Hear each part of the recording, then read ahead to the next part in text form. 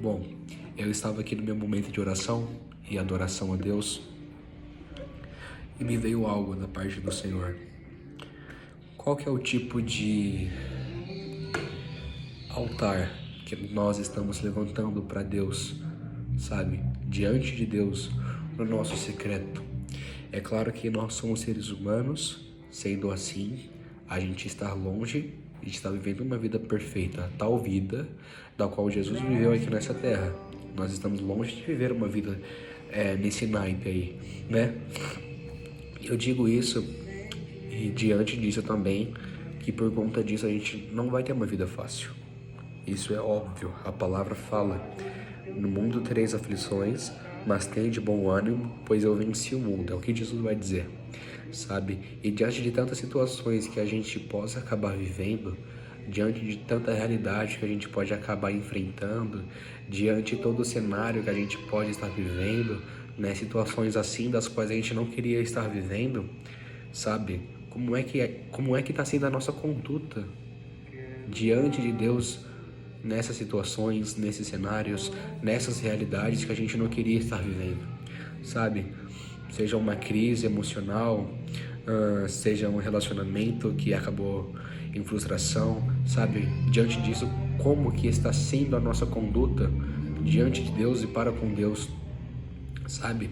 É claro que Deus ele não nos criou para que a gente venha viver uma vida na qual a gente viva somente reclamando, porque a palavra do Senhor vai dizer que, né, a língua ela tem o poder da destruição e o poder da vida. Diante daquilo que nós estamos vivendo e a conduta que a gente demonstra naquilo que estamos vivendo, o que é que tem saído da nossa boca, e diante daquilo que tem saído da nossa boca, qual está sendo o altar que está sendo feito, que está sendo preparado para Deus no nosso secreto, sabe? Por conta disso a gente demonstra muita insatisfação com aquilo que a gente está vivendo em Deus. Peraí, então se Cristo é tudo, então por que muitas das vezes a gente fica demonstrando essa insatisfação pelo que nós estamos vivendo, sabe? A palavra vai dizer, Isaías 41, versículo 9: Eu os tirei dos confins da terra, de seus recantos mais distantes, eu os chamei. Eu disse, você é o meu servo, eu o escolhi e não o rejeitei. Por isso não temas, pois estou com você. Não tenha medo, pois sou seu Deus. Eu o fortalecerei, eu o ajudarei e o segurarei com a minha mão direita vitoriosa. Sabe, é claro que situações que a gente não quer viver é inevitável, a gente vai acabar vivendo.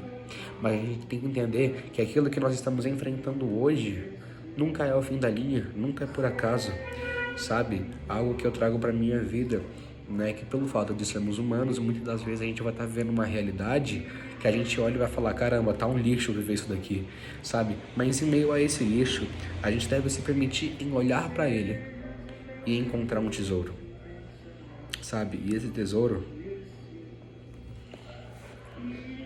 é esse aqui.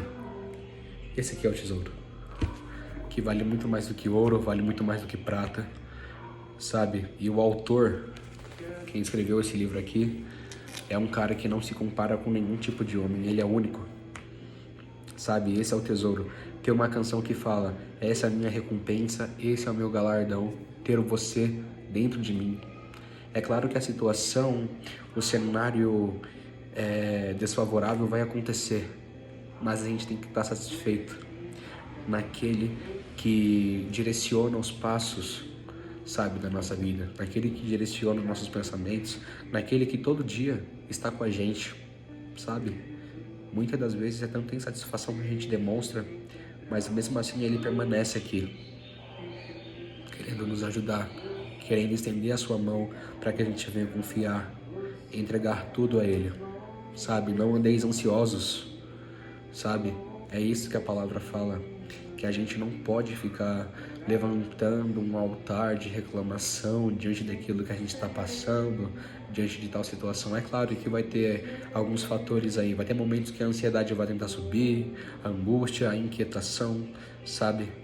Mas se o nosso altar ele está sendo levantado, o nosso secreto, na certeza de que Deus é um Deus que está com o controle na palma da sua mão, a gente é como os montes de Sião que não se abala, mas permanece em Deus para sempre, sabe? A palavra vai demonstrar esses dois caminhos, um caminho que é largo e um caminho que é estreito, né? No qual nós seguimos Jesus. E vai ter momentos da caminhada do crente, da caminhada do cristão, né, em que esse caminho estreito, ele vai se tornando mais estreito ainda. Então ele vai chegar um momento que ele vai se achatando, se achatando, se achatando, tudo mais, sabe? Mas em tudo devemos dar graças, sabe? Ainda que o nosso homem exterior se corrompa, o nosso homem interior, ele se renova dia após dia, sabe? Porque as nossas leves e momentâneas tribulações, elas não têm como ser equiparadas com a glória que vai ser revelada a nós no céu, sabe? Então é sobre isso, seja no cenário desfavorável, seja na situação que a gente não queria estar passando, seja na realidade que está causando um aperto, sabe? Que a gente não venha olhar para essas coisas, mas que a gente venha olhar para Cristo, que é o consumador da nossa fé. Daniel, ele estava ali na Babilônia, o rei daquele governo, naquele tempo, sabe? Ele declarou que qualquer pessoa que orasse no período de 30 dias, seria condenada. Essa pessoa seria jogada na cova dos leões. Daniel, ele não se contentou com aquilo que o homem falou, mas ele escolheu uma coisa, a boa parte, e essa ele buscou. Buscarei a face do meu Deus. Daniel, chegando em casa, ele foi até o andar de cima e ali ele orou a Deus, né? E os soldados daquele rei, daquela cidade, viu ali e foram constatar ao rei o que é que Daniel estava fazendo. Daniel foi jogado na cova dos leões, mas ele não olhou para a situação.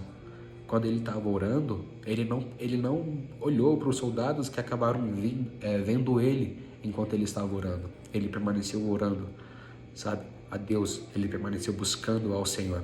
Porque a palavra vai dizer que aquele que busca, acha. Aquele que pede, sabe, em nome do Senhor, o Senhor os concederá. Aquele que bate a porta será aberta. Foi nisso que Daniel ele se contentou, na maior revelação que ele tinha da parte de Deus sobre a vida dele, que é uma palavra que ainda que tudo nesse mundo passa, essa palavra é que vai permanecer intacta, sabe? E é sobre isso. Foram contar ao rei o que Daniel estava fazendo. Daniel permaneceu com a mente em Deus. Daniel foi jogado na cova. Daniel permaneceu com a mente em Deus. E ali, diante daquela situação, o altar que ele levantou diante de Deus foi um altar de devoção a Ele.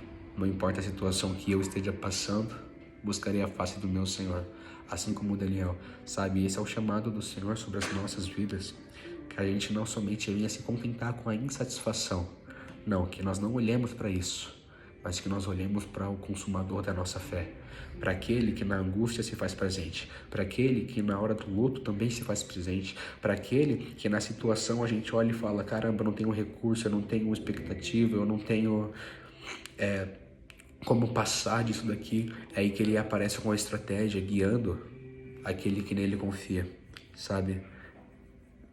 É essa radicalidade que Cristo ele deseja, que nós venhamos despertar para viver, sabe? E é sobre isso que eu queria trazer aqui.